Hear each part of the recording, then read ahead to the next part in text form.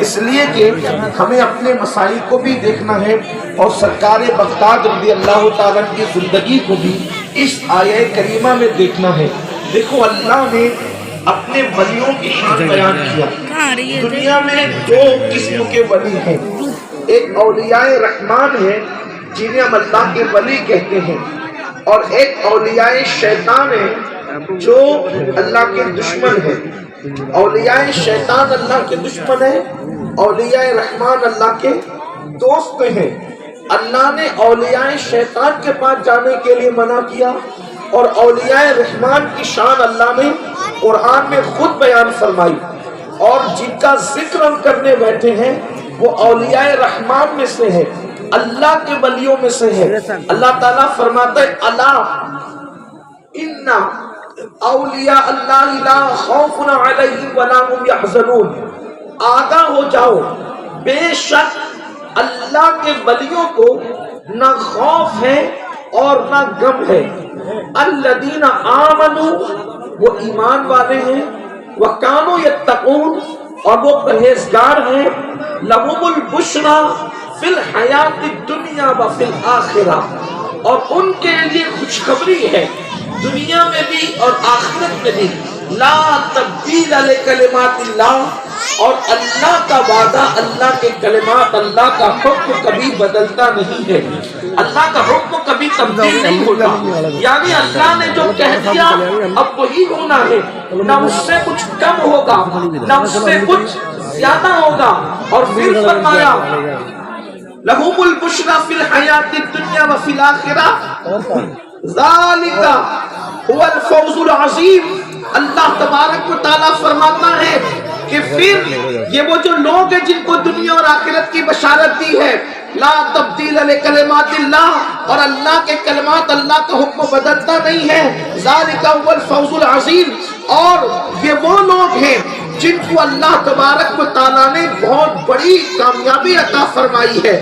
یہ آیہ کریمہ کا ہلکا سا مفہوم میں نے آپ کے سامنے پیش کیا۔ اب آپ اندازہ کریں، اللہ یہاں اپنے دوستوں کی شان بیان کر رہا ہے کہ ان کو نہ کوئی خوف ہے نہ ان کو کوئی غم ہے۔ اور اس وقت تو پوری دنیا کے اندر اگر آپ پوری دنیا کے انسانوں کا اور بالخصوص مسلمانوں کا جائزہ لیں تو لوگ دو بلاؤں میں گرفتار ہے، لوگ دو بیماریوں میں گرفتار ہے۔ اگر کوئی مالدار ہے تو وہ بھی یہ دو بلاؤں میں گرفتار ہے، اگر کوئی غریب ہے تو وہ بھی یہ دو بلاؤں میں گرفتار ہے۔ یہ دو بلائیں کون سی ہے، یہ دو بیماریاں کون سی ہے جس کا علاج نہ کسی ڈاکٹر کے پاس ہے، نہ کسی سائنسداں کے پاس ہے، نہ کسی سیاستداں کے پاس ہے، نہ کسی مفکر کے پاس ہے، نہ کسی دانشور کے پاس ہے۔ یہ دو بلائیں کون سی ہے؟ یہ یہاں سے لے کے وہاں تک جتنا مجمع ہے یقیناً یہ بات کی تصدیق کرے گا، یہ دو بلائیں ہیں۔ نمبر ایک کو خوف کہتے ہیں، دوسرے کو غم کہتے ہیں۔ یعنی ہم لوگ خوف میں بھی مبتلا ہیں اور غموں میں بھی مبتلا ہیں۔ دیکھو جس کو نعمت نہیں ملی اس کو غم ہے کہ مجھے نعمت ملی کیوں نہیں، اور جس کو نعمت مل چکی اسے خوف ہے کہیں یہ نعمت چلی نہ جائے۔ مثال کے طور پر جس کے پاس دولت نہیں وہ غمگین ہے کہ دولت کیوں نہیں ہے، اور جس کے پاس دولت ہے اس کو خوف ہے کہیں میری دولت چلی نہ جائے۔ جس کو اولاد نہیں ہے اس کو غم ہے کہ میرے پاس اولاد نہیں، اور جس کے پاس اولاد ہے اس کو خوف ہے اولاد بگڑ نہ جائے، اولاد نافرمان نہ ہو جائے۔ تو غرض کے جس کے پاس صحت ہے اس کو خوف ہے میری صحت چلی نہ جائے، جس کے پاس صحت نہیں بیماری ہے اس کو غم ہے کہ میں بیمار کیوں ہوں۔ غرض کے انسان کی پوری دنیا کے انسانوں کی زندگی تباہ ہو کر کے رہ گئی ہے، کوئی خوف میں مبتلا ہے، کوئی غم میں مبتلا ہے۔ یہ خوف جاتا نہیں، یہ غم جاتا نہیں۔ بولو اگر کوئی دولت مند ہے تو وہ بھی غمگین ہے، اگر کوئی زمیندار ہے تو وہ بھی غمگین ہے۔ غموں نے انسان کو گھیر لیا ہے، چوکی دار بھی غموں میں مبتلا ہے، مالدار بھی غموں میں مبتلا ہے، پیٹ بھرا بھی غموں میں مبتلا ہے، بھوکا پیٹ بھی غموں میں مبتلا ہے۔ غموں نے انسان کی زندگی کو تباہ کر دیا، غموں نے انسان کی زندگی کو برباد کر دیا۔ میرے پیارے آقا علیہ الصلوۃ والتسلیم کے پیارے دیوانوں، اب یہ دو چیزوں کا خاتمہ کیسے ہوگا؟ خوف اور غم کا خاتمہ پوری دنیا سے کیسے ہوگا؟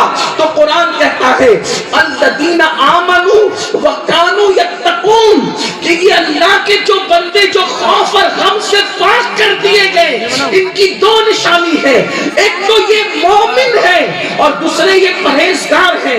مطلب یہ ہے اگر تم دو صفتوں کو اختیار کر لو گے، ایک تو تم مومن بن جاؤ اور دوسرے تم پرہیزگار بن جاؤ، تو اللہ تمہارے غموں کو بھی دور کر دے گا، اللہ تمہارے خوف کو بھی دور کر دے گا۔ نعرے تکبیر، نعرے رسالت، فیضانی غوث اعظم، مسلک اعلی حضرت، جشن غوث الورا کانفرنس۔ ہمارے غموں کا علاج کسی سیاسی لیڈر کے دروازے پر نہیں، ہماری تکلیفوں کا علاج کسی مفکر کی چوکھٹ سے وابستہ نہیں، ہمارے مسائل کا علاج کل بھی اللہ کی چوکھٹ سے وابستہ تھا اور آج بھی اللہ کی چوکھٹ سے وابستہ ہے۔ لیکن بڑی معذرت کے ساتھ قوم مسلم نے اللہ کی چوکھٹ کو چھوڑ دیا، اللہ کے در کو چھوڑ دیا۔ میں آپ سے بڑی معذرت کے ساتھ یہ بات کہنا چاہتا ہوں کہ اللہ کی باتیں سننے کے لیے، اس کے رسول کی باتیں سننے کے لیے، دین کی باتیں سننے کے لیے ہزاروں سر اکٹھا ہو جاتے ہیں، لیکن عمل کرنے کے لیے کتنے لوگ آتے ہیں؟ اگر رات میں جلسہ سننے کے لیے لوگوں کو جمع کرو تو ہزاروں کا مجمع، اور فجر میں نماز کے لیے بلاؤ تو کتنے لوگ جمع ہوتے ہیں؟ یہ بھی قیامت کی نشانیوں میں سے نشانی ہے۔ اللہ کے رسول صلی اللہ علیہ وآلہ وسلم نے ارشاد فرمایا کہ قیامت کے قریب دین کی باتیں لوگ رسمی طور پر کریں گے، رسم کے اعتبار سے دین کی باتیں کی جائے گی، دل بہلانے کے لیے دین کی باتیں کی جائے گی، دلوں کو اطمینان دینے کے لیے دین کی باتیں کی جائے گی۔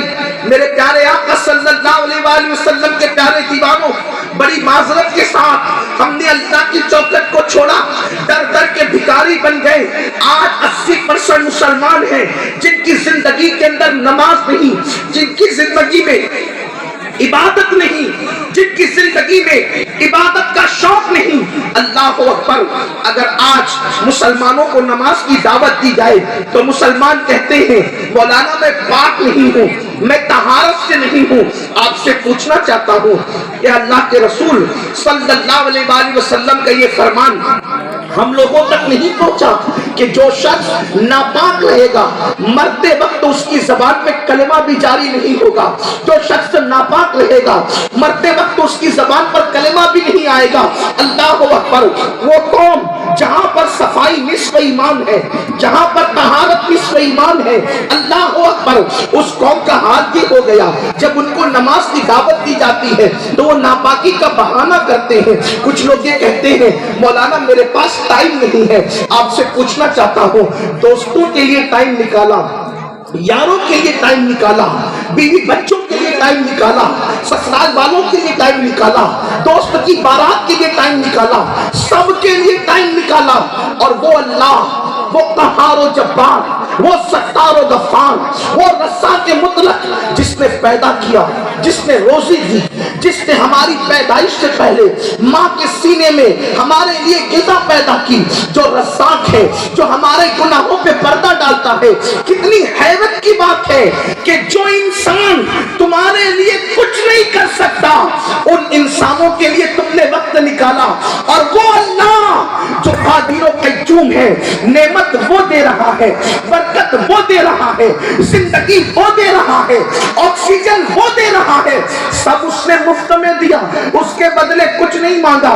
تھوڑا کبھی غور تو کیا ہوتا، اگر لوگ ہاسپٹل میں جاتے ہیں، ابھی کورونا کی وبا چلی اور بہت چلی، لوگوں کو آکسیجن لگے، آپ سے پوچھنا چاہتا ہوں 8 دن آکسیجن لگانے کا کسی ڈاکٹر نے 1 لاکھ لیا، کسی ڈاکٹر نے 5 لاکھ لیا، کسی ڈاکٹر نے 10 لاکھ لیا۔ میرے علم میں تو یہاں تک ہے بڑے ہاسپٹلوں میں 50-50 لاکھ روپے بھی کروڑ پتی اور اربوں پتی لوگوں سے لیے گئے۔ آپ سے پوچھنا چاہتا ہوں، ڈاکٹر اپنے پاس کی آکسیجن 8 دن دیتا ہے تو تمہاری جیبیں خالی کروا لیتا ہے۔ یہ میرا اللہ ہے، پیدا ہونے سے لے کے موت تک اس نے تمہیں آکسیجن دیا۔ کیا کبھی تم سے کسی پیسے کا مطالبہ کیا؟ کبھی کسی قیمت کا مطالبہ کیا؟ بتاؤ اپنی ایمان والے دلوں پہ ہاتھ رکھ کر، اللہ کی یہ نعمتیں جو استعمال کر رہے ہو، اگر اللہ اس کا بدلہ ہم سے مانگتا تو کیا ہم دے سکتے تھے؟ لیکن کتنی افسوس کی بات ہے کہ وہ اللہ جس نے ساری نعمتیں ہمیں مفت میں عطا کی، ہمیں اپنے کرم سے عطا کی، اس اللہ کی بارگاہ میں سر جھکانے کے لیے وقت نہیں، اس اللہ کی بارگاہ میں عبادت کرنے کے لیے وقت نہیں۔ سن لو، کب تک غفلت کی زندگی جیو گے؟ کب تک اپنی من کی زندگی جیو گے؟ کب تک غافل رہ کر کے زندگی جیو گے؟ ایک دن موت ہے، موت۔ یہ جوانی کی راتیں، یہ رنگین راتیں، یہ اپنی طبیعت کی راتیں، یہ شباب و شراب کی راتیں، یہ ڈھول تاشے کی راتیں، یہ میوزک اور موسیقی کی راتیں، یہ ہمیشہ نہیں رہے گی۔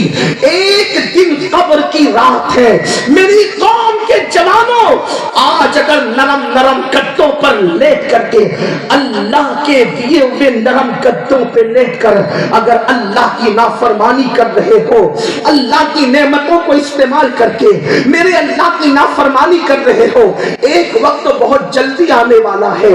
کب آئے گا اس کا کوئی معاملہ نہیں، کس وقت آئے گا اس کا کوئی علم نہیں، کس دن آئے گا اس کا کوئی علم نہیں، کس پل آئے گا اس کا کوئی علم نہیں، کس سن میں آئے گا اس کا کوئی علم نہیں، لیکن یہ یقین ضرور ہے ایک دن وہ ضرور آئے گا جب روحوں کا رشتہ ہمارے جسموں سے ٹوٹ جائے گا، نہ ہمارا نام رہے گا، نہ ہمارا خاندان ہمارے کام آئے گا، نہ ہمارا قبیلہ ہمارے کام آئے گا، نہ ہمارے دوست ہمارے کام آئیں گے، نہ ہمارا مال ہمارے کام آئے گا۔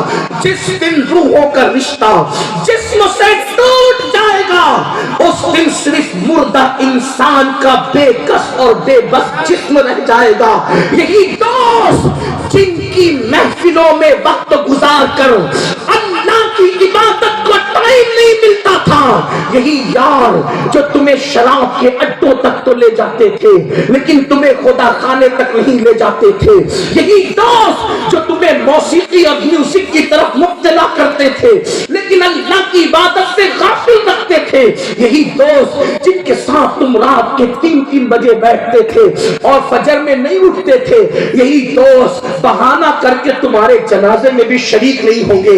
اے نادان انسان، اے میری قوم کے جوان، جو تیرے جنازے میں بھی نہ آئے تو ان کے ساتھ پوری زندگی لگا دیتا ہے، اور جس خدا کی رحمتیں قبر میں تیرا استقبال کرے، قبر میں جب تیری ماں تجھے چھوڑ دے تو اس وقت اللہ کی رحمت کام آئے، تیرا باپ تیرے منہ پر مٹی ڈال کر پلٹ کر چلا جائے تو تیرے اللہ کی رحمتیں تیرے کام آئے، تیرے رب کی رحمتیں تجھے پھٹکیاں دے کے سنائے۔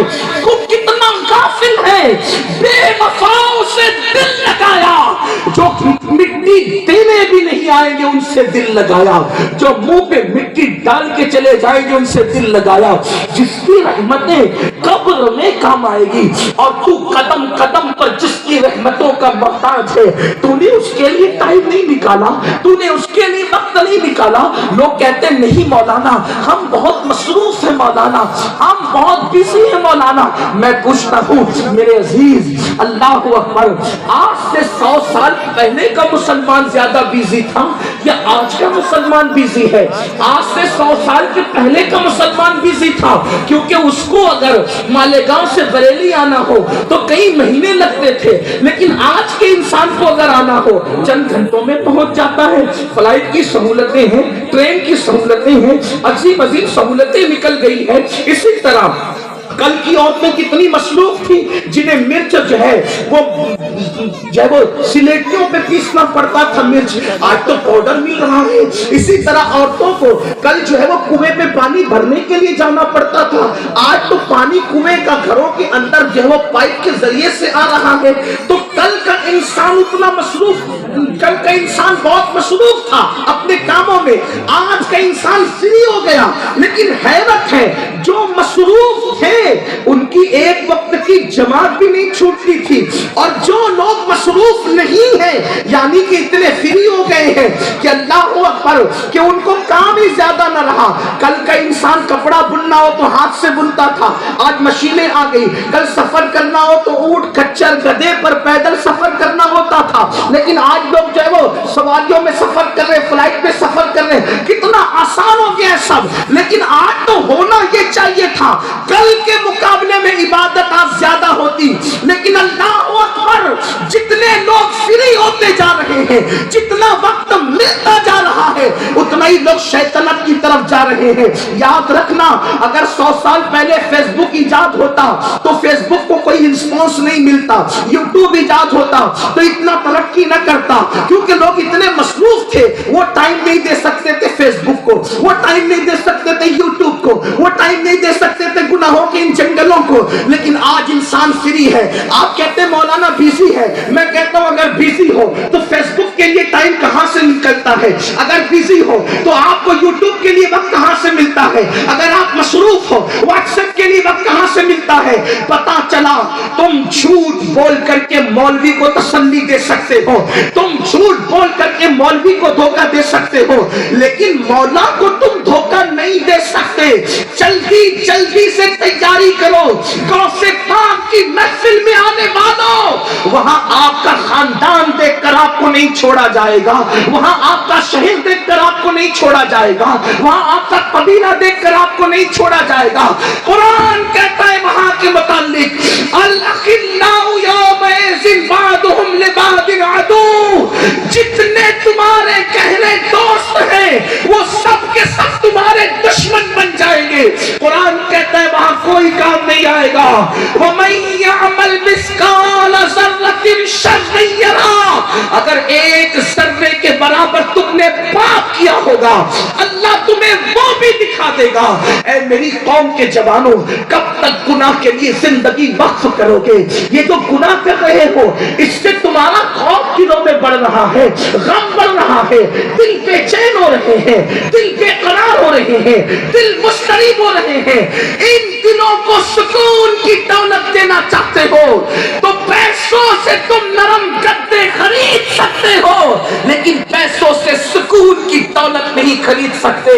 اگر سکون چاہتے ہو تو اللہ کی چوکھٹ پر آؤ, اپنے مسائل کا حل چاہتے ہو تو اللہ کی چوکھٹ پر آؤ, نمازوں کی طرف آؤ, عبادت کی طرف آؤ, گناہوں کو چھوڑو. آج وہ کون سے گناہ ہیں جو قوم مسلم میں موجود نہیں؟ وجہ اس لیے کہ پرہیزگاری نہ رہا, پرہیزگاری نہ رہی, تقویٰ نہ رہا, اللہ کی وہ خشیت نہ رہی, اللہ کا وہ خوف نہ رہا جو ایک مسلمان میں رہنا چاہیے. اللہ اکبر. آپ دیکھیں تو صحیح, تاش کے پتے اگر سب سے زیادہ کہیں کھیلے جا رہے ہیں تو مسلم معاشرے میں کھیلے جا رہے ہیں.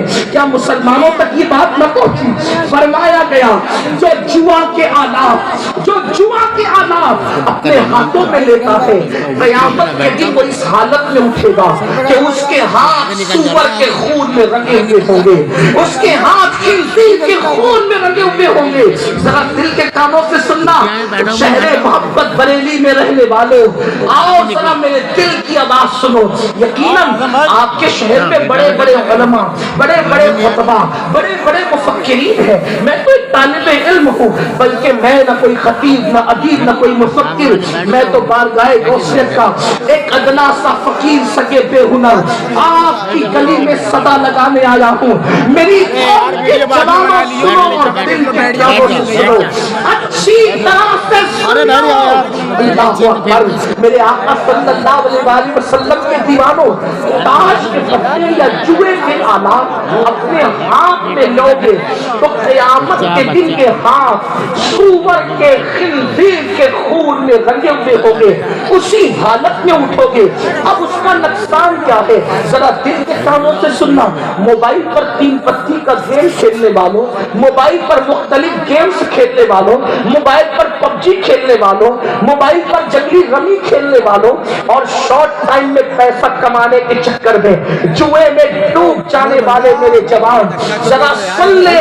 اگر تو نے جوا کھیلا تو قیامت کے دن تیرے ہاتھ سور کے خون میں رنگے ہوں گے, خنزیر کے خون میں رنگے ہوں گے. اب تیرا نقصان کیا ہے؟ اب ذرا دل کے کانوں سے نقصان سننا. قیامت کا دن ہوگا, مصطفیٰ جان رحمت کی سواری آ رہی ہوگی, قربان وہ کیسا منظر ہوگا. بلکہ میرا امام تو یوں کہتا ہے, کاش محشر میں جب ان کی آمد ہو اور بھیجے سب ان کی شوکت پہ لاکھوں سلام, مجھ سے خدمت کے قدسی کہیں ہاں رضا مصطفیٰ جان رحمت پہ لاکھوں سلام. सलाम, कैसा वो मंजर होगा। हम तो कहते क़यामत पर क़यामत होगी, जब आमिना का लाल जलवगर होगा, जब अब्दुल्ला का लख्त जिगर जलवगर होगा, जब मुस्तफा जान रहमत की सवारी आ रही होगी, तो क़यामत में एक शरफ और दिया जाएगा उम्मतियों को, एक शरफ और दिया जाएगा। हुजूर अपनी उम्मत से मुसाफा करेंगे, हुजूर अपनी उम्मत से मुसाफा करेंगे। बरेली वालों, शहर मोहब्बत में रहने वालों, अल्लाह अकबर, जलसे में आते हो तो आप कितना तड़पते हो कि मेरा मुसाफा मेरे पीर के साथ हो जाए, मेरा मुसाफा मेरे इमाम के साथ हो जाए, मेरा मुसाफा किसी सैयद से हो जाए, मेरा मुसाफा किसी अल्लाह के नेक बंदे से हो जाए। बोलो तड़पते हो कि नहीं तड़पते? और फिर मुसाफा भी अल्लाह वालों से बड़ी शान रखता है। इमाम हसन बसरी का एक शख्स ने हाथ चूमा, उसी सदके में उसकी मग़फ़िरत हो गई, यकीनन बड़ी बात है, लेकिन सोचो तो सही, जलसे में उलमा के हाथ चूमने के लिए एक दूसरे को गिरा पड़ा कर भागने वालों, अपने जिस्म की परवाह न करके, अपने आप की परवाह न करके, सिर्फ हाथों में हाथ मस करने के लिए बेचैन रहने वालों, क़यामत का दिन होगा, मैदान महशर होगा, और उस वक्त मेरे आका अपने वो नर्म और नाजुक हाथ, वो खूबसूरत हाथ जिसके बारे में अहले सुन्नत का इमाम कहता है, हाथ जिस समत उठा गनी कर दिया, मुझे पैरे समाहत पे लाखों सलाम। अल्लाहु अकबर, हुजूर के वो गोरे गोरे खूबसूरत हाथ जिसके इशारे से चांद टुकड़े हो गया, जिसके इशारे से सूरज पलट आ गया, हुजूर वो अपने मुबारक हाथ अपने उम्मतियों के हाथों में देकर जब उनसे मुसाफा कर रहे होंगे, तो जुआ खेलने वाला इस हालत में उठेगा कि उसके हाथ सूअर के खून में रंगे होंगे। बताओ, सब मुसाफा करेंगे, क्या वो सूअर के खून लेकर के उठने वाला हाथ क्या रसूलुल्लाह से मुसाफा कर सकेगा? क्या निदामत होगी, क्या महरूमी होगी। सुन लो, यहाँ पछताने वालों के लिए रास्ता है, लेकिन कोई वहां पछताएगा, उसको पछताना काम नहीं आएगा। आज ले उनकी पनाह, आज मदद मांग उनसे, फिर न मानेंगे क़यामत में अगर मान गया। ऐसी कौम के जवानों, सोचो कितनी निदामत होगी। मुस्तफा प्यारे का जलवा, मुस्तफा जाने रहमत का जलवा, लोग हाथों में हाथ लेकर मस्त हो रहे होंगे, लेकिन जुआ खेलने वाले कैसी हसरत और निदामत से खड़े होंगे, कैसी महरूमी होगी। और पूछना चाहता हूँ, जुए ने तुम्हारा क्या बनाया? जुए से तुम्हें क्या तरक्की मिली? जुए से तुम्हें क्या उरूज मिला? नाटिया खेल कर मालदार बनने वालों, जुआ खेल के मालदार बनने वालों, सुन लो, नारे तकबीर, नारे रिसालत, जश्न गौसुल वरा, ख्वाजा का हिंदुस्तान, मसलक आला हजरत हुजूर मन्नान मियां साहब क़िबला, हुजूर मन्नान साहब क़िबला। नारे तकबीर, नारे रिसालत, सैयद अमीरुल क़ादिरी, नारे तकबीर, नारे रिसालत, नारे तकबीर, नारे रिसालत, हुजूर गौसे आदम के साहबजादे हुजूर सैयद अमीनुस सरीर, नारे तकबीर, नारे रिसालत। बस्ती बस्ती करिया करियो, बस्ती बस्ती करिया करियो। सारे बच्चे तो देख सारे बच्चे सब देंगे सब। भैया मत बोलो, हमें मत बोलो भाई, क्यों बोलो? बच्चे दुरूद शरीफ पढ़ लीजिए। ये रुक जाइए एक बार दुरूद शरीफ पढ़ें आप, बुलंद आवाज से पढ़ें। अल्लाहुम्मा सल्ली अला सय्यदिना व मौलाना मुहम्मदिन मअल जुल्ली वल करम वालिहिल किराम व इब्निहिल करीम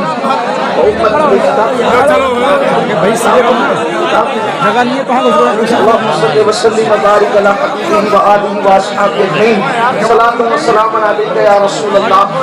تو آپ کا ذہن اگر منتشر نہیں ہوا ہو تو میں بات آگے بڑھا سکتا ہوں. ایک بار سب درود شریف بلند آواز سے پڑھیں.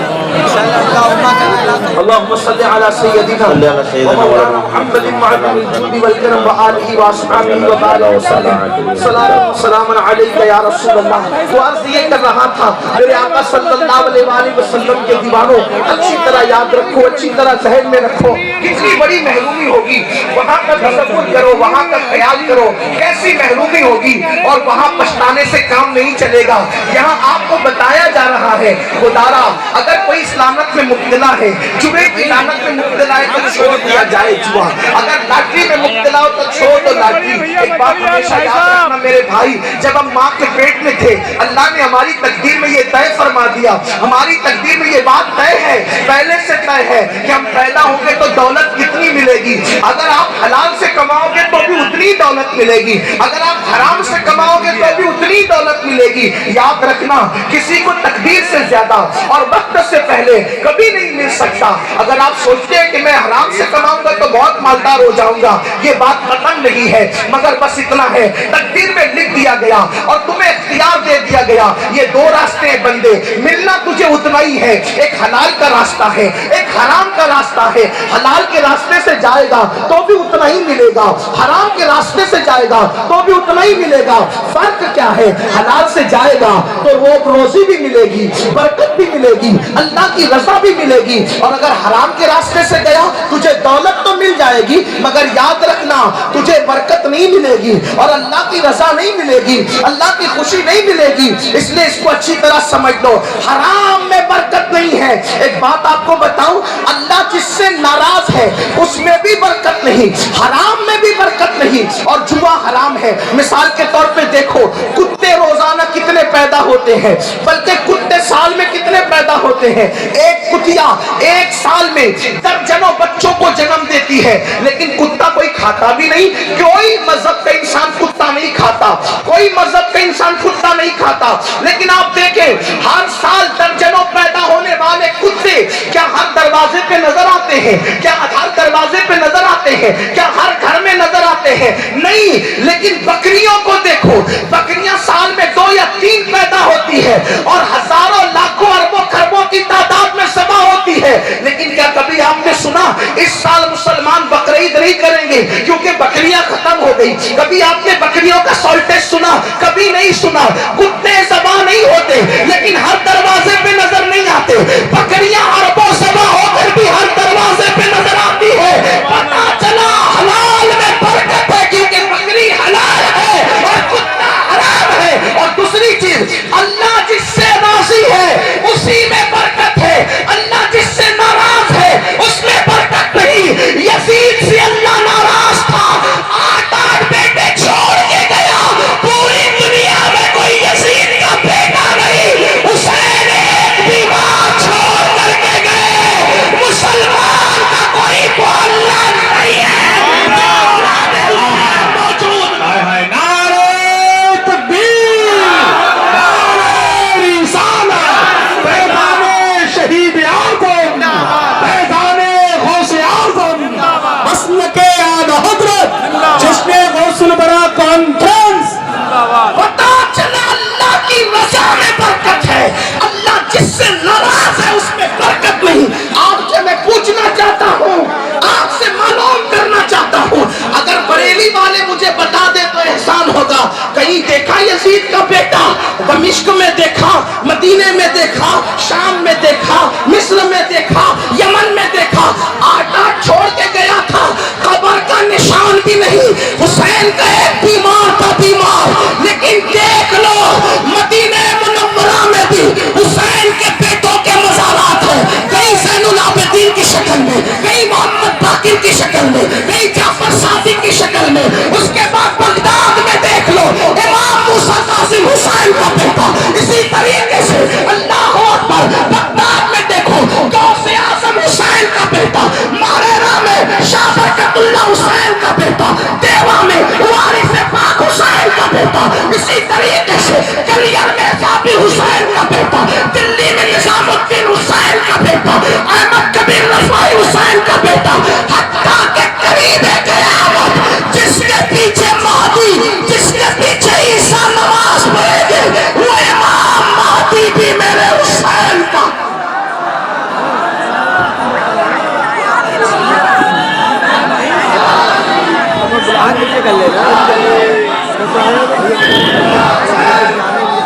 پتا چلا اللہ جس سے راضی ہے اس پہ برکت ہے، اس لیے اس راستے جاؤ جس راستے سے اللہ راضی ہے۔ تو پرہیزگاری کرو گے تو اللہ تمہیں خوف اور غم سے نکالے گا۔ اب پرہیزگاری کا مطلب صرف یہ نہیں کہ تسبیح پڑھتے رہو۔ آج کل پرہیزگاری کا مطلب لوگوں نے کیا سمجھا؟ پرہیزگاری مطلب 13، 14، 15 کے روزے رکھو، 20 جمعرات کے روزے رکھو، رات بھر نماز پڑھو، اسی طریقے سے کثرت سے تسبیح پڑھو۔ آپ اس کا شمار عبادت گزاری کو ہوتا ہے۔ اگر علماء موجود ہیں، مجھ سے بڑے لوگ یہاں ہیں، میں ان کی توجہ چاہتا ہوں۔ آپ عبادت زیادہ کریں، اس کا شمار عبادت گزاری میں ہوتا ہے، پرہیزگاری میں نہیں ہوتا۔ اللہ نے ولایت کے لیے عبادت گزاری کو شرط نہیں رکھا، اللہ نے ولایت کے لیے اپنی دوستی کے لیے پرہیزگاری کو شرط رکھا۔ عبادت گزاری اور ہے، پرہیزگاری اور ہے۔ پرہیزگاری کسے کہتے ہیں؟ آسان سے سمجھ سکتے، آسان بات سن لو۔ پرہیزگاری میں کرنے کا کوئی تعلق نہیں ہوتا، پرہیزگاری کا تعلق کرنے سے نہیں ہوتا، رکنے سے ہوتا ہے۔ جیسے اگر کوئی بندہ آپ کے گھر دعوت میں آئے تو آپ پوچھتے ہیں آپ کو کوئی پرہیز ہے؟ آپ کو کوئی پرہیز ہے؟ مطلب آپ پرہیز کا مطلب کسی چیز سے رکے ہوئے ہیں۔ تو شوگر والا ہوگا تو ہاں میٹھا نہیں کھاتا، بلڈ پریشر والا ہوگا تو ہاں نمک نہیں کھاتا، اور بھی کوئی مرض ہوگا تو کوئی کہے گا گوشت نہیں کھاتا، کوئی کہے گا سبزی نہیں کھاتا۔ یعنی پرہیزگار کہتے اس کو ہے وہ جو کسی چیز سے رک جائے۔ تو جو غذاؤں سے رکے وہ غذاؤں کا پرہیزگار ہے۔ تو اللہ کا ولی پرہیزگار ہوتا ہے۔ تو کس سے پرہیز کرتا ہے؟ میٹھے سے، گوشت سے، سبزی سے نہیں۔ یہ تو ہم ہیں، ڈاکٹر کے کہنے پہ ہم غذائیں چھوڑ چکے، اللہ رسول کے کہنے گرمی بھی نہیں لگ رہی ہے۔ مسلمانوں کی تباہی کی اور بربادی کی سب سے بڑی وجہ یہ ہے۔ ڈاکٹر کہتے یہ غذا مت کھانا، سب چھوڑو، اسی وقت چھوڑے۔ کوئی نہیں کہتا نہیں مولانا آج کا دور نہیں ہے کہ گوشت سے بچا جائے، بہت پسند تھا، 1 کلو آدھا کلو فرائی کر کے ہڑپ کر چاہتا تھا، لیکن ڈاکٹر نے کہا زندہ رہنے کو چھوڑ، ابھی چھوڑا۔ جسم کی سلامتی کے لیے ڈاکٹر کی بات مان کر کے پسندیدہ غذائیں چھوڑ دی، ایمان کی سلامتی اور روح کی سلامتی اور آخرت کی نجات کے لیے اللہ رسول کی بات مان کے کبھی گناہ نہیں چھوڑا۔ اگر نہیں چھوڑا گناہ چھوڑنے کو کہتے ہیں پرہیزگاری۔ اور سن لو بہت پیاری روایت کیا ہے، امام المتکلمین حضرت علامہ نقوی علی خان جو وہ ایک حدیث لکھتے ہیں اپنی کتاب میں۔ حدیث سنیے، بہت پیاری ہے۔ فرماتے ہیں کہ اللہ کے رسول صلی اللہ علیہ وسلم نے فرمایا، اللہ کے رسول علیہ السلام فرماتے ہیں کہ اللہ فرماتا ہے کہ جو بندے کا دل گناہ کرنے کو چاہے، دل گناہ کی طرف چاہے اور وہ یہ سوچ کر رک جائے میری عزت کا خیال کر کے کہ اللہ دیکھ رہا ہے، اللہ دیکھ رہا ہے، اس تصور سے رک گیا تو اللہ فرماتا ہے میں اس کو جنت عدن عطا کروں گا۔ نیکی کرنے پر ثواب، گناہ سے بچنے پر جنت۔ بڑا عمل کون سا ہے؟ نیکی کرنا بڑا عمل ہے یا گناہ سے بچنا بڑا عمل ہے؟ ارے نیکی کرو گے تو ثواب ملے گا اور گناہ سے بچو گے تو جنت ملے گی۔ تو آج لوگ نیکی کرنے پہ زور دے رہے ہیں، حالانکہ تقویٰ نیکی کرنے کا نام نہیں، تقویٰ گناہ سے بچنے کا نام ہے۔ کیونکہ جو نیکی کرے گا وہ گناہ بھی کر سکتا ہے، لیکن لیکن جو گناہ سے بچے گا وہ صرف نیکی ہی نیکی کرتا رہے گا. اس لیے بڑا مرتبہ گناہ سے بچنے کا ہے. تو اللہ تبارک و تعالیٰ نے اپنے ولیوں کی جو پہچان بیان کی, گناہ سے بچنے کی پہچان بیان کی. اور یاد رکھنا, جو اس تصور سے گناہ چھوڑتا ہے کہ اللہ مجھے دیکھ رہا ہے, ایک گناہ چھوڑتا ہے تو پوری زندگی کے گناہ معاف کر دیے جاتے ہیں. اس لیے اللہ کی عزت سے, اللہ کی عظمت سے, اللہ رب العزت کی شان ربوبیت سے حیا کرتے ہوئے کہ وہ دیکھ رہا ہے, گناہوں کو چھوڑو. اللہ اکبر. آگے میں اپنی بات کو آگے بڑھانے سے پہلے, چونکہ جشن غوث اعظم ہے, میں بات آگے بڑھانے سے پہلے ایک بات ضرور عرض کروں گا. اللہ اکبر. کچھ لوگ آج یہ بھی سمجھتے ہیں کہ اس چیز کا نام ہے تقویٰ, اس چیز کا نام ہے کہ ہم لوگ چلے کچھ گناہوں سے بچ بھی جائیں.